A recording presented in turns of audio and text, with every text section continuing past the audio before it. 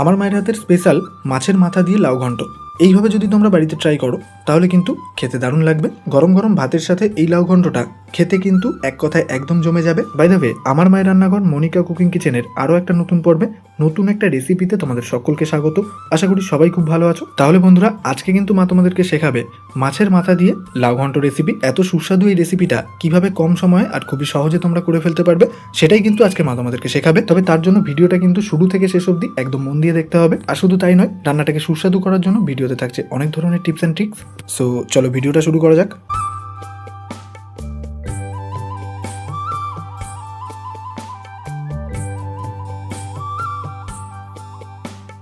আজকের রেসিপিটা বানানোর জন্য মা কিন্তু নিয়ে নিয়েছে একটা বড় সাইজের লাউ। মাছের মাথা দিয়ে লাউ ঘন্ট বানাতে গেলে সবার প্রথমে যেটা খেয়াল রাখতে হবে, একদম পারফেক্টলি কিন্তু আমাদের লাউটাকে কেটে নিতে হবে। মা যে লাউটা এখানে নিয়েছে দেখতেই পাচ্ছ, একদম কচি লাউ।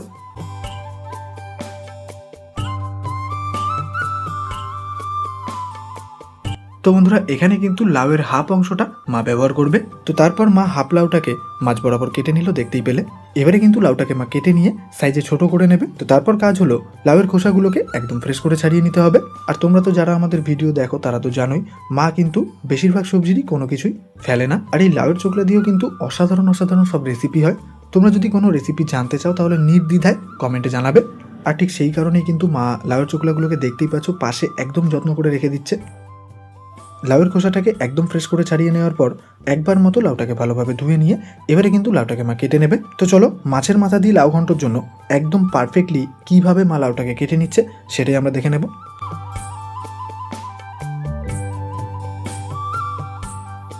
তো বন্ধুরা, এই পর্যায়ে তোমরা দেখতেই পাচ্ছ মা লাউটাকে কিরকমভাবে কুচি কুচি করছে। এই প্রসেসটা তোমরা যদি বটি দিয়ে না পারো তাহলে চাকু দিয়ে করে নিতে পারো। এক্ষেত্রে যতটা পারো লাউটাকে কুচি কুচি করে নিলে খেতে কিন্তু ততটাই ভালো লাগবে। আচ্ছা, এবারে মাছের মাথায় দিয়ে দেবো হাফ চামচ নুন, দিয়ে দেবো হাফ চামচ হলুদ। এবারে মাছের মাথাতে নুন আর হলুদটাকে খুব ভালোভাবে মেখে নিতে হবে। আমাদের খেয়াল রাখতে হবে মাছের মাথাতে যাতে নুন আর হলুদটা খুব ভালোভাবে অ্যাবজর্ব হতে পারে। তারপর মা কিন্তু উনুনটাকে ধরিয়ে নেবে।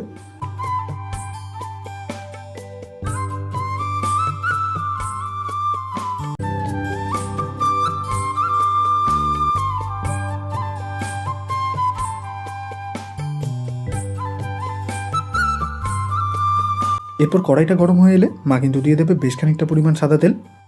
তারপর তেলটাকে মা একটু নেড়ে চেড়ে নেবে।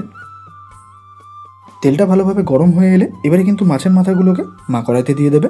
নুন হলুদটা মাখার পর মাছের মাথাটাকে কিন্তু মা প্রায় 10 মিনিটের উপরে রেস্টে রেখে দিয়েছিল। তোমরা চাইলে মিনিমাম 7 থেকে 8 মিনিটের জন্য রেস্টে রাখতে পারো। তাতে কি হবে, নুন আর হলুদটা মাছের মাথাতে কিন্তু খুব ভালোভাবে অ্যাবজর্ব হয়ে যাবে। এবারে ওভেনের ফ্লেমটাকে মিডিয়ামে করে দিয়ে প্রায় 7 থেকে 8 মিনিট ধরে মাছের মাথাটাকে কিন্তু লাল করে ভেজে নিতে হবে। এবারে চলে এলাম শিলে, নিয়ে নেব 1 চামচ গোটা জিরে, মাঝারি সাইজের 1 টুকরো আদা, 3 থেকে 4টে মতো গোটা কাঁচা লঙ্কা, 2টো শুকনো লঙ্কা, 7 থেকে 8 কোয়া মতো রসুন। এবারে কিন্তু সামান্য পরিমাণ জল দিয়ে মশলাটাকে মা বেটে নেবে। এবারে বাটার সুবিধার জন্য মা কিন্তু প্রথমে আদা আর রসুনটাকে থেতো করে নেবে। তারপর সামান্য এই মশলাটাকে মা কিন্তু অনায়াসেই বেটে নিয়ে একটা মিহি পেস্ট বানিয়ে নেবে। তবে তোমরা আরও সময় বাঁচাতে চাইলে মশলাটাকে কিন্তু অনায়াসেই মিক্সিতে বেটে নিতে পারো। তো বন্ধুরা, মশলাটা কিন্তু আমাদের বাটা হয়ে গেছে। একদমই ফাইন করে মশলাটাকে বেটে নিয়ে মা কিন্তু একটা সুন্দর পেস্ট বানিয়ে নিয়েছে।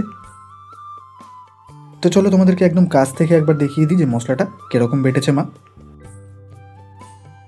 এদিকে মাছের মাথাটাকে কিন্তু একদমই লাল করে মা ভেজে নিয়েছে, দেখতেই পাচ্ছ। হাতে কিন্তু একটু সময় নিয়ে প্রায় 7 থেকে 8 মিনিট ধরে মাছের মাথাটাকে কিন্তু এরকমই লাল করে ভেজে নিতে হবে। তো এই পর্যায়ে মাছের মাথাটাকে কিন্তু মা একটা প্লেটে নামিয়ে নিচ্ছে। তো চলো তোমাদেরকে একটু কাছ থেকে দেখিয়ে দিই মাছের মাথাটাকে মা আসলেই কিরকমভাবে ভেজে নিয়েছে। এবারে ফোড়নের জন্য 2টো শুকনো লঙ্কা দিয়ে দেবো একটা তেজপাতা হাফ করে, হাফ চামচ গোটা জিরে। এবারে ফোড়নটাকেও লাল করে ভেজে নেব। ঠিক এই পর্যায়ে মা দিয়ে দেবে আগে থেকেই কেটে রাখা পেঁয়াজ। এবারে ওভেনের ফ্লেমটাকে মিডিয়ামে করে দিয়ে পেঁয়াজটাকেও কিন্তু আমাদের হালকা লাল করে ভেজে নিতে হবে। এক্ষেত্রে পেঁয়াজটাকে কিন্তু মা ভেজে নেবে একদমই মিডিয়াম পর্যায়ে, মানে খুব বেশি লাল করেও ভাজবে না, আবার কম লাল করেও ভাজবে না, মিডিয়াম একটা পর্যায়ে। তো বন্ধুরা, দেখতেই পাচ্ছ পেঁয়াজটাকে কীরকমভাবে ভেজেছে মা। এই পর্যায়ে কিন্তু মা মশলাটাকে দিয়ে দিল। সামান্য পরিমাণ মশলার বাটি ধোয়া জল, দিয়ে দেবো হাফ চামচ নুন,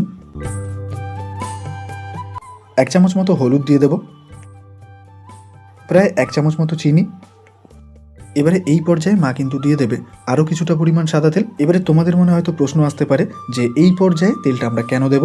এই পর্যায়ে তেলটা দেওয়ার কারণ হলো মশলার কাঁচা গন্ধটা যাতে না থাকে আর কোনো রকমভাবে মশলাটা যাতে কড়াইতে লেগে না যায়।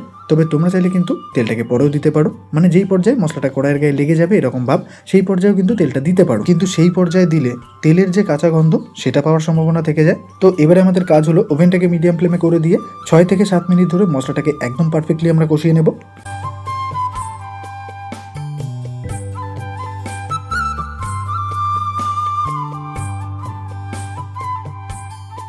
মশলাটা একদম পারফেক্টলি কষিয়ে নেওয়ার পর মশলা থেকে যখনই খুব সুন্দরভাবে তেল ছাড়বে ঠিক সেই পর্যায়ে কিন্তু মা লাউটাকে দিয়ে দেবে।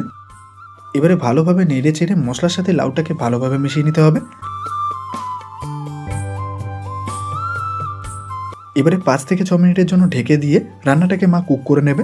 6 মিনিট পর এবারে ঢাকনাটা সরিয়ে নেব। তো বন্ধুরা দেখতেই পাচ্ছ লাউ থেকে কিন্তু জল ছেড়ে দিয়েছে আর আগে থেকে কিন্তু অনেকটাই নিস্তেজ হয়ে গেছে। ওভেনের ফ্লেমটাকে মিডিয়ামে রেখে প্রায় 5 থেকে 6 মিনিট ধরে কিন্তু লাউটাকে মা কুক করে নিয়েছে। প্রায় 60 থেকে 70% মতো লাউটাকে কিন্তু মা এখানে সেদ্ধ করে নিয়েছে।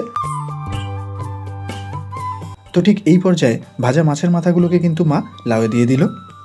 এবারে ভালোভাবে নেড়ে চেড়ে নিতে হবে যাতে মাছের মাথাটা লাউয়ের সাথে ভালোভাবে মিশে যায়। আর শুধু তাই নয়, মাছের মাথার যে গন্ধ সেটা যাতে লাউয়ের সাথে ভালোভাবে মিশে যায় সেটা আমাদেরকে খেয়াল রাখতে হবে। মোটামুটি 2 থেকে 3 মিনিট মতো ভালোভাবে নেড়ে চেড়ে নেওয়ার পর এবারে কিন্তু মা দিয়ে দেবে ধনেপাতা কুচি। এবারে শেষবারের মতো 1 থেকে 1.5 মিনিট ধরে রান্নাটাকে আবারও নেড়ে চেড়ে নেব। তাহলে বন্ধুরা ফাইনালি রেডি হয়ে গেল মাছের মাথা দিয়ে লাউ ঘন্ট। গরম গরম ভাতের সাথে লাউ ঘন্ট খেতে কিন্তু দারুণ লাগে। তাই জন্য আমি বলবো এই প্রসেসে লাউ ঘন্টটা বাড়িতে একবার ট্রাই করো, খেতে কিন্তু দারুণ লাগবে। বাড়িতে রান্না করার পর কেমন লাগলো খেতে সেটা কমেন্টে জানাতে কিন্তু একদমই ভুলবে না। আরও সুন্দর সুন্দর এবং বিভিন্ন ধরনের রেসিপি পেতে চ্যানেলটাকে সাবস্ক্রাইব করতে কিন্তু একদমই ভুলবে না।